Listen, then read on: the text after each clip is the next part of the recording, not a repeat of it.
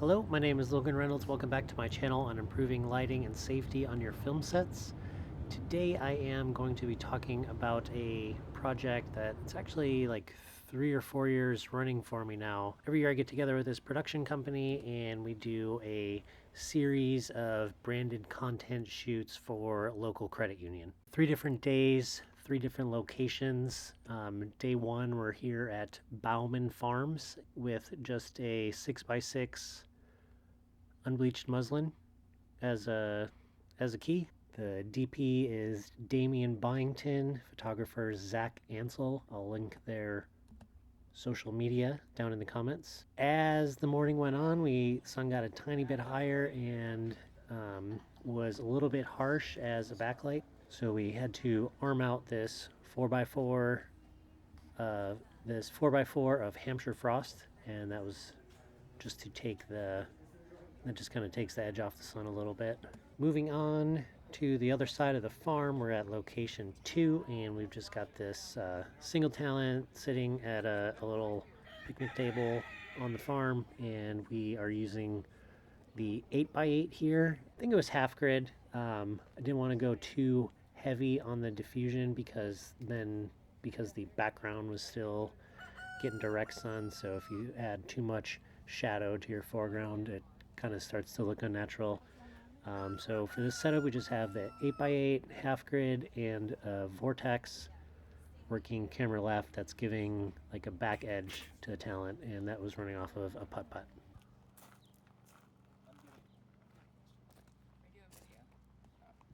Here's Caitlin, our key grip for the week. Yeah, thanks for the variation. And again, it's the credit union. Really, the whole point of all this is just to capture people using their debit cards. So in this case, this person is just sitting there doing some online shopping. Okay, great. Want any pulling out the card? Sure, let's see what that looks like.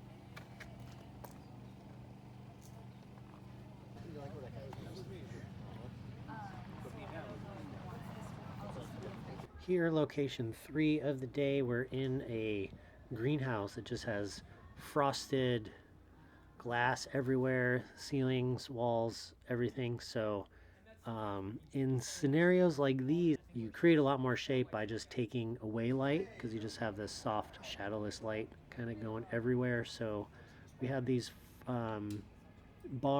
beams overhead that worked great to just rest a couple floppies on.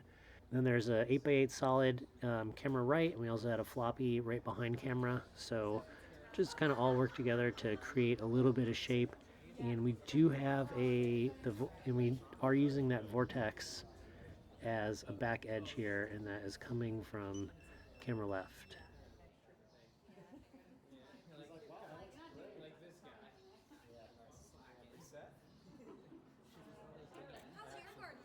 Fourth and final setup at the farm for the day, and kind of same situation.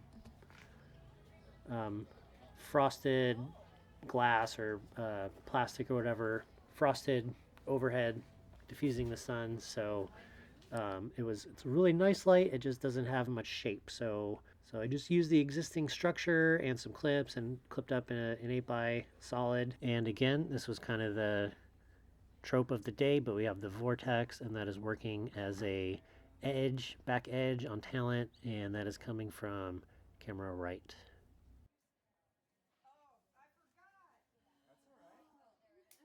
Day 2, we're in one of the branches.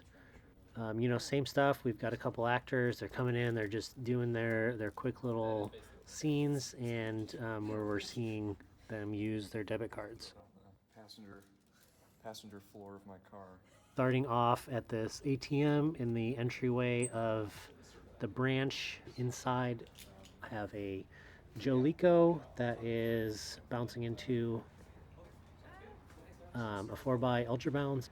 I've got a 600D with quarter CTO, and that is coming in through the window. That's adding some pattern, some breakup texture to the back wall. And one of the last things that we had to add kind of last minute was we put an 8x8 solid right behind camera, and that was really just to eliminate reflections and crew that was being seen behind camera.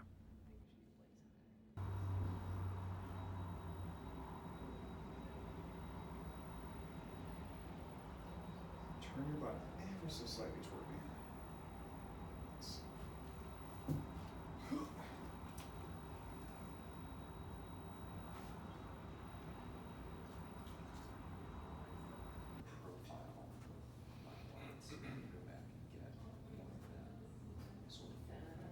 And next setup, we are just bouncing right outside, so very close to where we were. And there's another ATM out there. We just moved that 8x8 solid outside and just kept it T-boned because this was a pretty quick setup. We didn't spend a whole lot of time here. And use that 600D again as like a back edge. And setup 3 for the day. We're in what is quite literally the smallest meeting room I have ever seen in my life. It's like actually not much bigger than just the chairs that occupy it. So we had to be kind of creative about this one, and for the actual lighting that we brought in, I just have a 2-foot tube in that room behind a 2x3 of quarter grid, so they're kind of getting like a far side key. There's actually a lot of like LED strips inside this room, and we looked at the room with them on and with them off, and we really liked a lot of what they were doing. It just kind of needed to be controlled. We just taped off the sections that were on the camera side.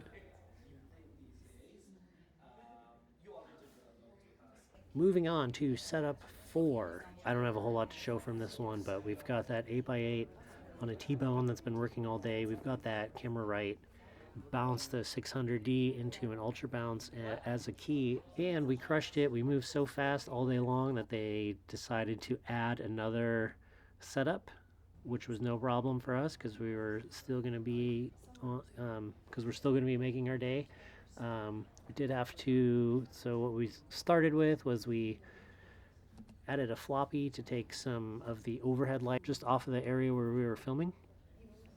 And we armed out that 2-foot tube to be like a backlight on our subject. Camera up, and we had talent in there. We realized that the key light was a little sloppy and needed to be cleaned up, so it ended up getting siders on both the lamp left and lamp right side, and that slowed down, and that just kind of controlled some of the environment. So it was hitting that pillar with the blue light. It was hitting that pretty hard, and it was also hitting the back of the man in the blue sweatshirt. He was a little hot from it too. So day 3, we're at a house, an Airbnb or Pure Space or something. Starting with some car stuff in the driveway.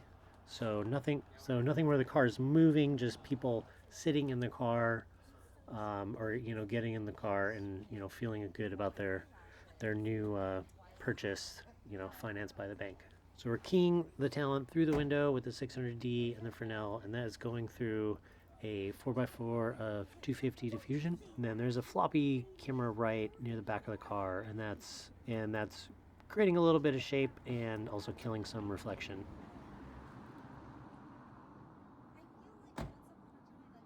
Move now to the back of the car. This, cars are weird. Sometimes you just catch a weird angle. Sometimes you just want to shoot at a weird angle, but there's all kinds of weird curvature to the car, so you see things that you never think you'd see. But we're actually seeing the Dana dolly. So we had that finger armed out, that 18 by 48 floppy to remove the reflection of the Dana dolly from the car. Here's where the sun came out as we were moving on to our next setup, which was on the porch. So the house is backlit, not doing a whole lot of lighting here. This is, I believe, post-lunch when sun had moved around quite a bit. We built an 8x8, half or full grid. We were shooting into a darker background so we could be a little bit thicker with our diffusion and still have it look natural. And that bought him quite a bit of time. We ended up, I think we kind of had to shake the 8x around a little bit as the sun was moving, but for the most part it covered a big enough area of the porch to buy them quite a bit of time of, soft sunlight. Setup number 3. Now we're inside the house, moving around the living room. We've got a 600D coming in the window, hitting talent, and we've got a vortex coming in the far window. And also we have the Roscoe dash with the dot attachment, so that's the little like domed pocket light you see on the C-stand there. There's so much light in that room, it's so bright, so you're not really lighting with that dash, but it does do a great job at giving a really nice catch light. Yeah, go ahead and take a look here. Wolf Star. You got cameras? Perfect. And then we'll have the front name, we'll just have the food by Come at your way. So, that's it. I mean, for me, it should be a little girl.